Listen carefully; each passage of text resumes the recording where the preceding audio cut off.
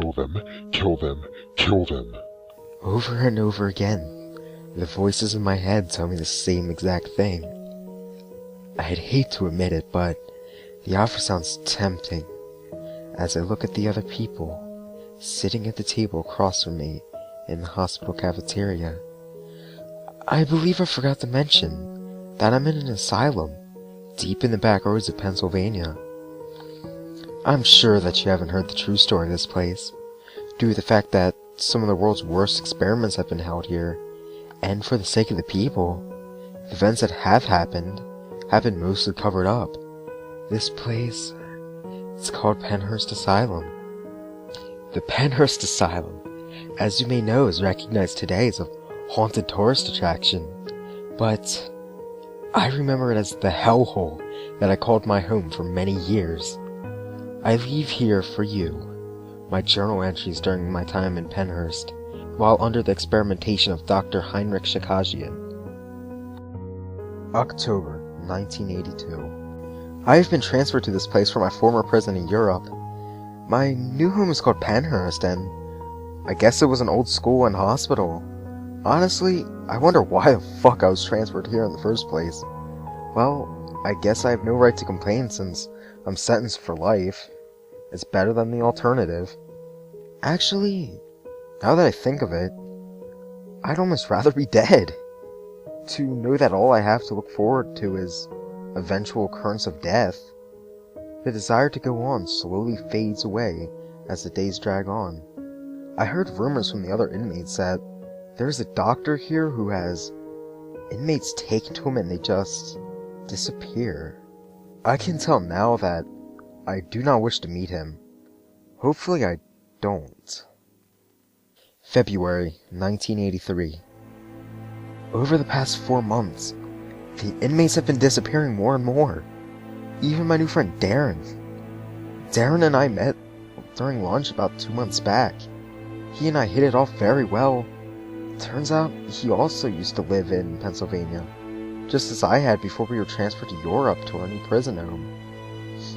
We discussed why we were here in the first place. I was sentenced for the murder of a family of 6. He was sentenced for manslaughter of, I believe, 2 people? Funny enough, we did not let our past actions corrupt our friendship. We actually looked at it as a form of common interest. But Darren was taken away a few days ago. I'm not entirely sure why. I need to find out what happened to him and hope I'm not next. April 1983.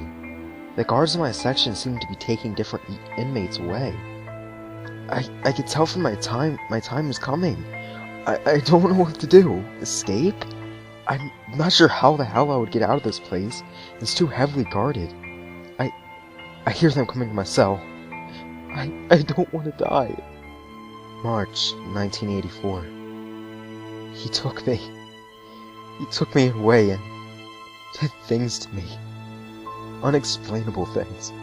The flashes of light, the blur of red mist. My entire back is burning. He cut it open and performed some surgery on it.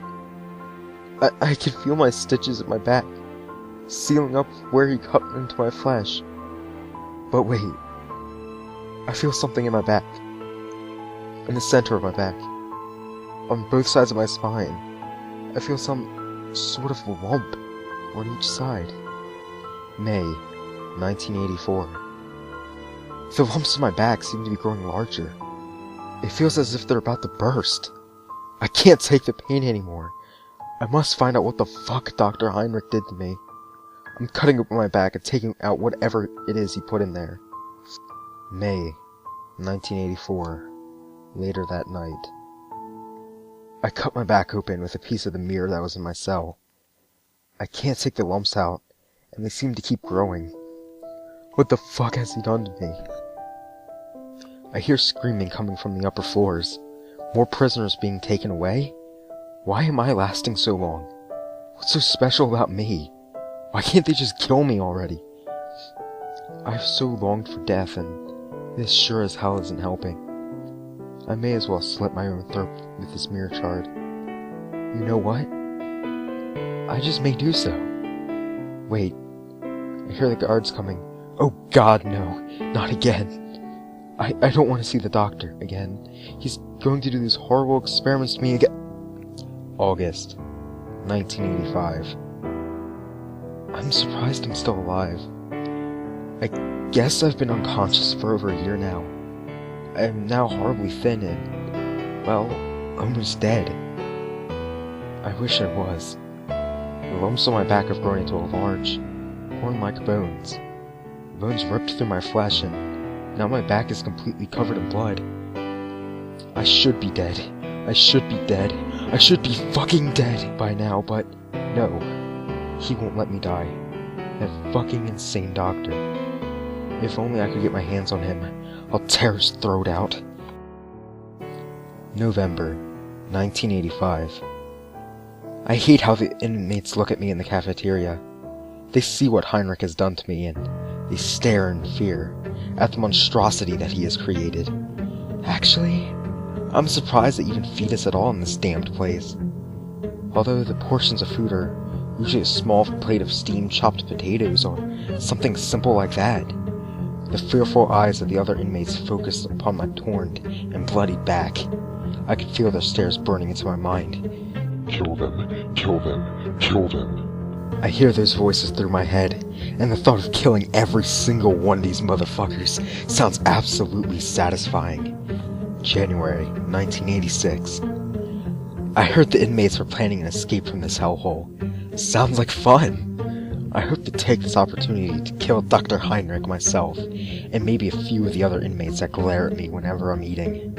I've decided that I'm going to eat them! Those horrible fucking people I have to deal with, on top of the agonizing pain from the experiments that Dr. Heinrich has done to me. I can't take it anymore. The time to act is now. I will be free from this damned facility. I will start with the assholes in the cafeteria, kill them off as quickly and as brutally as possible. Then I will make my escape. I am ready. January 1986. Later that day. I have decided to keep this journal with me, so I can remember all the shit I went through in my time at Pennhurst Asylum. Truly, it was a living hell. My favorite part, though, was at the very end of my stay. I helped myself to the flesh of the other inmates. I was so hungry. Not anymore, though. Tearing my way through the asylum, I found the body of my old friend Darren. So, I did all I could think of. I took the body with me. Supposedly, the building burst into flames on the second floor of the administrative building. Good. That building deserves to be burned down. I have retreated away from Pennhurst Asylum. I can't stand the look at that place. I keep Darren with me in my new home. That's a couple of miles away from Pennhurst. A small, rusty old shack. But it's a better home than any other place I've ever known. The rotting stench of Darren's corpse is getting unbearable. Though, I guess I'll have to eat him. I wouldn't dare bury him. I don't want him to waste away into the ground, so why not become a part of me? Lately, I've been so hungry. No more bodies to feed on. Normal food just isn't the same now. Now that I've tasted human flesh, I must feed. Soon. There's a small town nearby. The young ones look so delicious. Such new and soft skin. Oh, it'll be wonderful.